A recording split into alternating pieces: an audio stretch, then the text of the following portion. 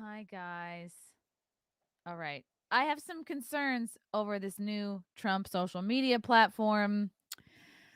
We've been hearing for weeks, maybe months now, to look forward to a new social media platform from Trump, but I am getting a feeling that it's not going to be the free speech platform we've all been promised. So I have some concerns. I'm gonna wait and see what comes out, but from what I'm seeing already, I'm already concerned. So here's a article out of Fox Business from this morning. Trump, true social developing content moderation practices to ensure family friendly community. Oh, well, that sounds good. We like family friendly, right? I know a lot of people have qualms with all the adult content that's flying around on Twitter. I could understand there being less of that. Exclusive. When True Social launches later this quarter, the Trump Media and Technology Group social media platform, that's what TMTG stands for. Okay.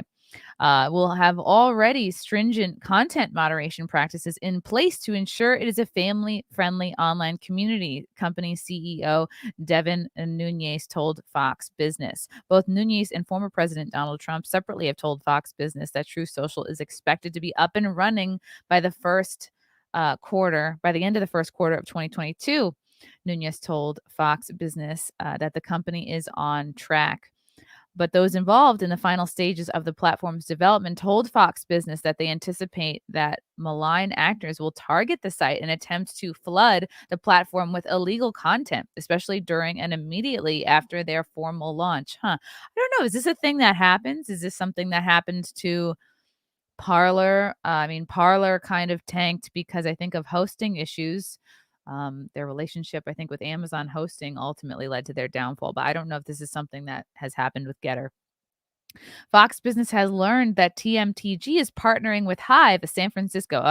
San Francisco-based Series D startup that provides automated solutions through cloud-based artificial intelligence for understanding images, video, and text content, which I think is a good thing because I I think this should be utilized even more so to combat the CP problem that we see on Twitter.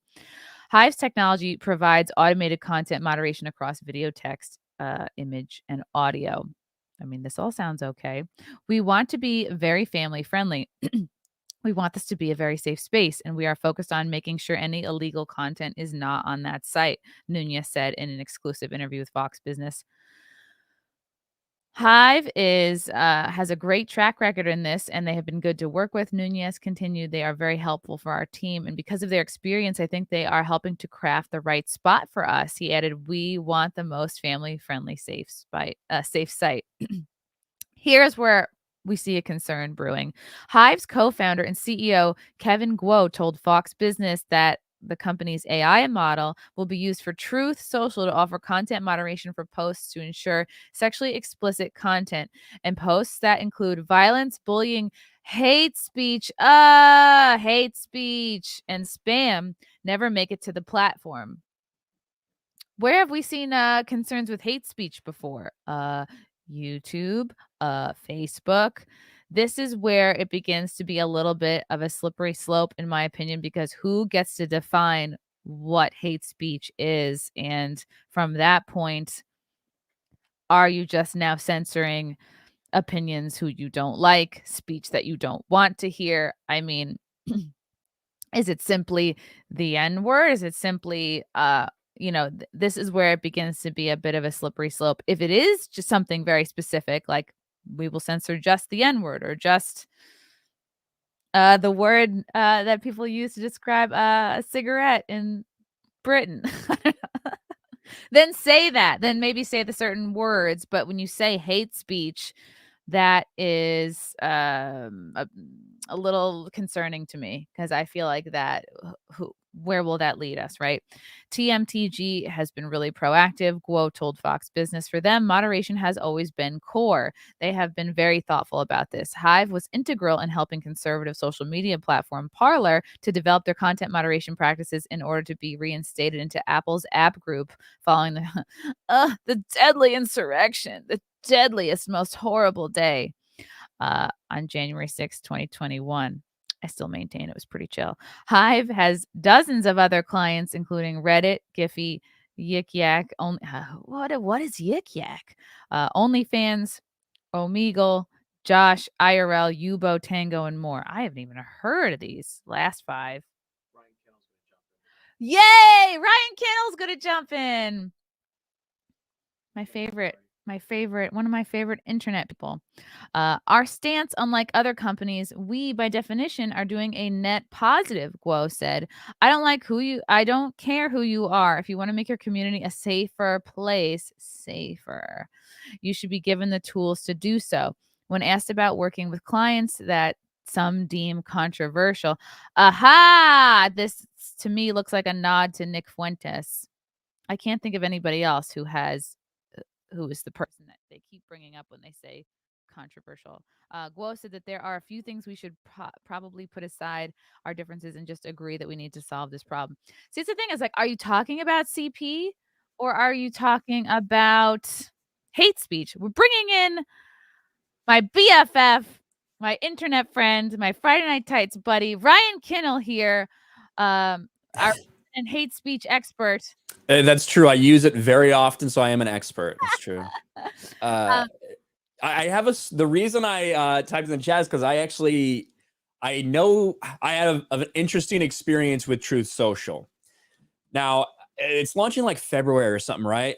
I think so. End of February. I got sent a way to pre-sign up and like get your username and everything like that. I don't know if you've seen this link floating around. And I was like, cool, I'd love to get my username registered on Truth Social because I go everywhere, right? I'm going to make an account everywhere, even if I don't use it a ton, just because I think we should be on all platforms we possibly can. And I did it. I felt like I want an RK outpost, email, blah, blah, blah. It sends me to the next link. And I'll show you this real quick. This was what I got sent to sign up right here. I'm sharing my screen. So it's this page right here, and you fill in all your stuff. I've already requested a response, but then unfortunately, what happens is they give you, they send you to a screen where it's like, okay, in order to get your username, you need to make a donation. Oh no, really? Yes, yes. God. So, and it asked me to donate, and it's basically, I don't know if it's to Trump or to his campaign, like whatever it is, but you have to make a donation if you want to get this early access to Truth Social. I did not do that. That's a turnoff. And it's like, I'm not even opposed to throwing him a couple bucks, but I don't like the idea that you have to be forced to start a social media handle. And then since then, here's the real kicker. Since that time, since I gave them my phone number, I've started getting like literally 6 to 7 to 8 messages a day, basically saying things like this. Big Tech is attacking Trump again. Show your support for him. Answer if you join a social media platform. Then it keeps sending me that link to try to donate. And when I'm talking about, this is from January 9th. I'm going to show you this right here. I used to get a lot of This is from January 9th on. Wow. Damn. Look at this. What is that, a week? This is how much they're fucking texting me, bro. This is just over 2 weeks, and they sent you, it looks like 20 or 30 texts. More than that, like 70 maybe. Jesus. And it's all like, if I could imagine Trump typing it out, that's like what it's like. It's like, wow, why aren't you taking our official nationwide census? Are you no longer Republican? It's just like I had craziness. to unsubscribe from a couple of emails. And like, I voted for Trump in 2020. Like, I feel like there was a lot of shenanigans that went on. Like, I've been waiting anxiously seeing what he wants to do. Hey, I'm a big fan of Mike Lindell. When my pillow tanks, I'm gonna buy a My Pillow. Like, I was subscribed to him for a while, and I was getting a ton of text messages. I don't mind getting like one a week, but when it starts to be every day, even one every day is too much for me. And I'm like, shit, this sucks. I gotta unsubscribe, and I still keep the emails, but like when it gets into too many texts, that is like very stressful for me. And so that's interesting, Ryan. Do you think so? You've already gotten the sense that to join Truth Social, you have to like send them money. Are you worried about potential censorship issues, like when you see hate speech brought up as a concern? Does that worry you? Yeah. So I don't think that you're going to have to pay just to be on the platform, but I think the fact that they're trying to use it as a fundraising effort pre-launch to get people to get the username they want and all that stuff, I don't think that's a good look. I really don't. I don't mind if they were using Truth Social and running ads for like, hey, donate to Trump here, because obviously we know that's where it's coming from. When it comes to censorship, for anything that even has a chance to be on the App Store, there's certain requirements. And one of those things is going to be to remove hate speech. I don't think hate speech is a thing. I don't believe that there's a thing as hate speech. Words are words. There's the no one should be offended by it. And everything else is kind of fine, Like, but with that being said, I think that you should be able to go on there and say the N-word. Absolutely. I have at least 2 or 3 black friends that say it all the time, and they should be able to if they want. I think that even you, I think you should be able to go on there and say it in a hateful manner. Now, would I agree with you? Would I support you doing that? Yeah. No, but it's also words. Like, who cares? It's bullshit. The only thing that I think should be removed from any social media platform is legitimate illegal things. Speech is not illegal. Calling someone the N-word is not illegal, even if you might think it's immoral or whatever. Threatening some sort of violence, that does delve into the illegal thing. That's the only thing I think should be removed. And again, illegal things like CP should be removed. Right. But that's just not a reality for nearly all huge platforms. There's been a lot of complaints about Gettr and the hate speech stuff. Yeah, you know what Gettr is? It's right-wing Twitter. That's what it is. So they're still going to ban people like Nick Fuentes because, he's just not okay to be on a big platform. I think Nick Fuentes should be on all platforms, no problem. But you have to be a little bit realistic and understanding if you're going to have something that's going to be on the App Store like that, they're trying to follow certain rules, which I don't like. Yeah. But you're going to be able to talk more freely about COVID on a place like Gettr and probably Truth Social. You're going to be able to talk about the jab, I don't know. Okay. I don't know what Trump's going to allow on his platform. Is he going to allow people to say, this might not be super effective? Because Trump wants to take all the credit in the world for that. Right. Anybody clapping like this, is he going to take that off? Like anything positive about the Biden administration or Pelosi or like any of the people that have screwed him over the years? I agree with you that like join everything as much as you can handle, be on as many platforms as you can. The idea of there being a social media platform where you can talk about the jab, like that sounds nice. It almost seems like too little too late at this point because most of the people are coming around. I feel like the tide is turning on the jab stuff, but I guess it all helps. But we get our hopes up for each one of these new platforms to be, I guess, perfect, and maybe that's unrealistic to have those expectations. No platform is going to be perfect. I feel like Twitter was at one point, and Twitter still is king. It's just, I guess it was sort of compromised by the left because they kind of, are in control of most things media-wise. Well, because it's more than just that. They're in control of the platforms themselves, Google and Apple and AWS. So to be able to stay on those platforms to reach the most people, you do have to follow certain rules, like the hate speech rule, So that's where it's really a problem, because then for anybody to break into that, you have to follow their rules. Yeah, there's always a daddy to answer to. So it's like, would it even be possible for conservatives or non-leftists or non-progressive liberals to create their own platform? Like, is that an impossible task? Well, I mean, I think you look at something like Gab, and Gab's not the greatest UI wise. What's UI? Urinary tract infection? No. Yeah. UI. User interface. Okay. Yeah, and urinary infection. But Andrew Torba has been through a little bit of controversy. He doesn't want porn on the platform. That's the Gettr man. Okay, yeah. No, Andrew Torba's the Gab guy. Oh, the Gab guy. He's the Gab guy, and he irritates some people because he will use Gab's official Twitter account to argue with people about like religious stuff while limiting his replies on Twitter. But Gab's a free speech platform.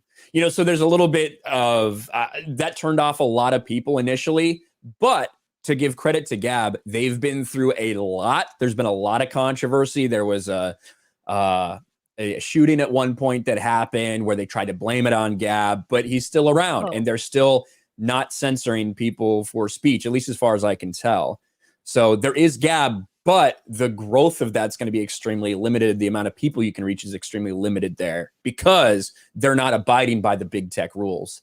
Right. So it's tough. I think you should be on everywhere. I think I don't like what Gettr did by not allowing someone like Nick Fuentes on, but I do think that it was very sensationalized about, oh, Gettr is just blah, blah, blah, blah, blah. It's like, okay, so you're on Twitter complaining about Gettr that has just a little bit better rules than Twitter, but you're like, get off Gettr while I'm tweeting.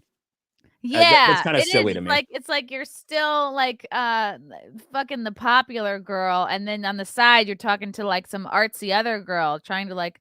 But that's a terrible metaphor. I wonder with Fuentes, like, remember when Alex Jones used to be like the most censored, the most truly banned person, and then he sort of came around on it, like he kind of got in with Rogan and Tim Pool, and now he's kind of not really censored much anymore, or at least like his public kind of persona has become more accepted, and now everyone's memeing him. He's in like so much pop culture now. Like I was just watching the first episode of Peacemaker, and it's like, oh, this is another example of how like an Alex Jones type character is like what's always on the TV of like the racist character in these like TVs and like movies. They did it with in Spider-Man No Way Home as well. With J. Jonah Jameson, they basically turned him into InfoWars. Yeah. And so I wonder is Nick Fuentes now the new what Alex Jones was, and it'll just time will tell to see if he ends up being right on anything or accepted. I mean, I don't actually know enough of what he believes to be like, oh, this idea will be accepted, but it's just interesting that he's the new like persona non grata. One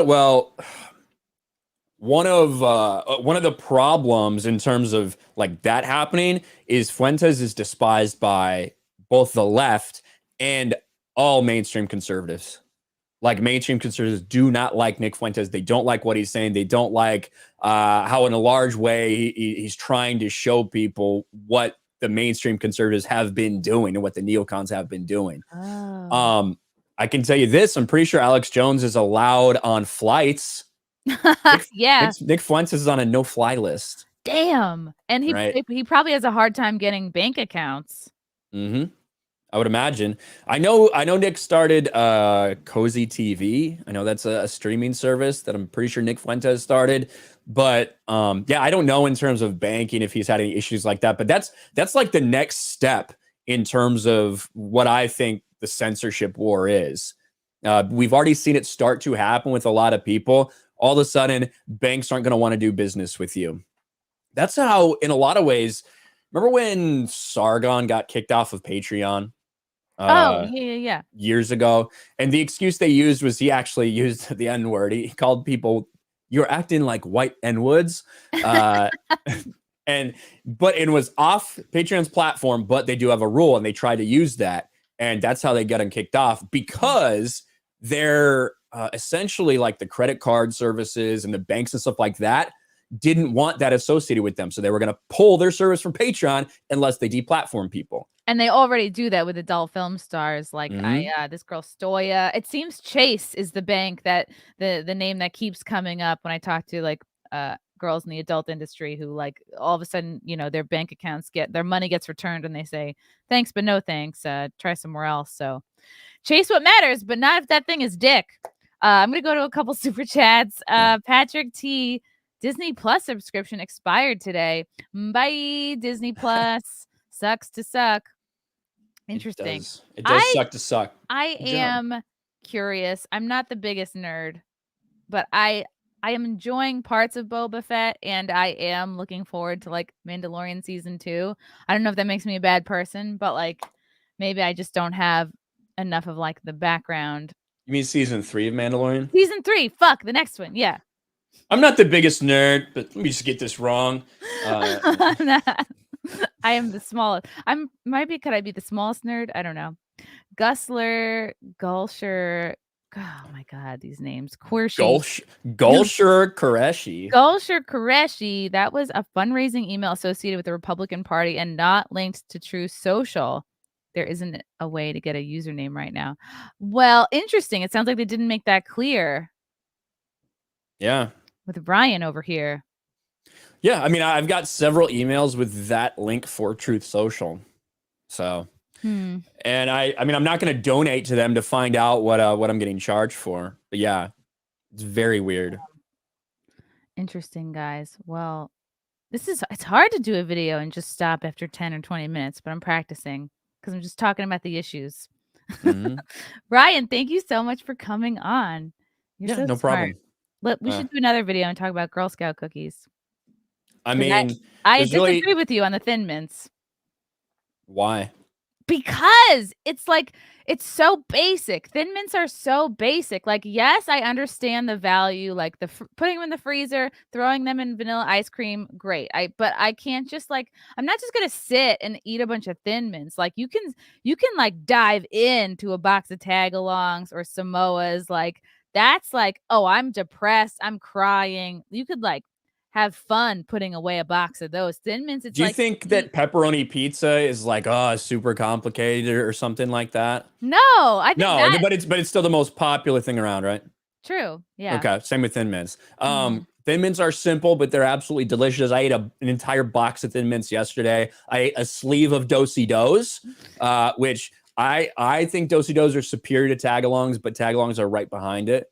I don't know why. I really like Do-si-dos. They're just like a dry oatmeal peanut butter sandwich. Why would you want a dry cookie? I don't know. But you drink milk. You drink milk of this, so it tastes amazing. No. But no, Tagalongs are fine.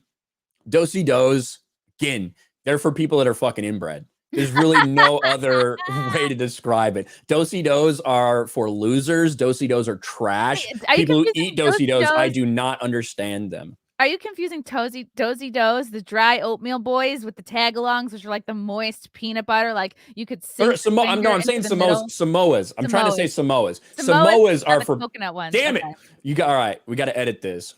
Back it up. We're gonna redo it. We're gonna. Samoas are for losers. Samoas are for people that are inbred. Samoas are the absolute fucking dumpster trash. All right. I like them. Throw it out.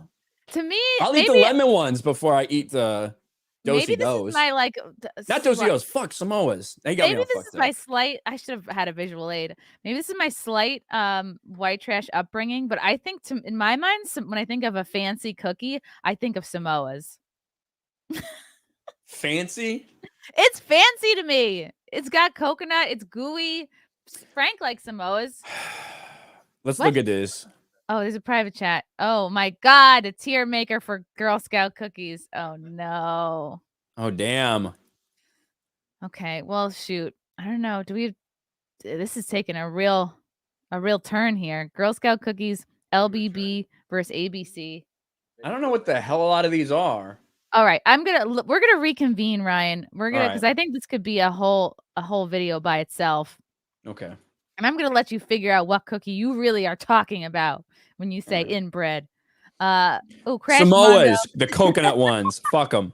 Crash Mondo, thanks for the super chat. Here to simp. Cyber Frog. Most conservatives dislike Nick Fuentes because he unironically hates Jews and women. I like edgy comedy, but it's not just comedy for Nick. Oh, He said some very controversial things about Israel. He said some very controversial things about his opinion on women and what their role should be in society.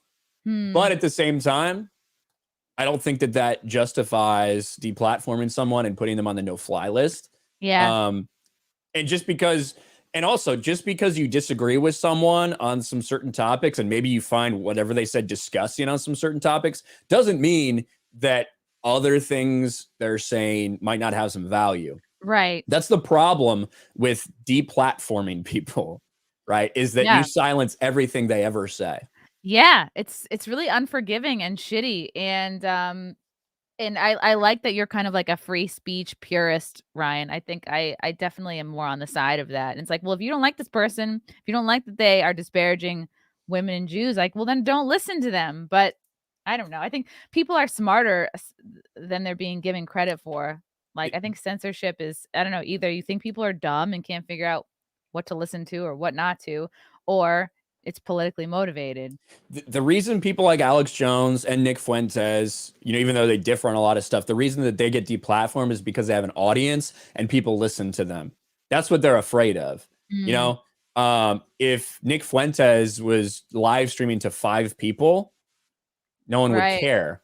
If Nick Fuentes wasn't able to get enough people to go to Turning Point USA events and completely disrupt things because there's so many of his followers or fans or whatever, in the crowd, they wouldn't care about him. Right. But because he has influence, because he has a following, because people listen to what he says, then they're trying to, pull the tongue out. Yeah, you're 100% right. I'm never going to pull your tongue out, Ryan. Oh, I got to think of a way to end these gracefully. All right, guys. Until next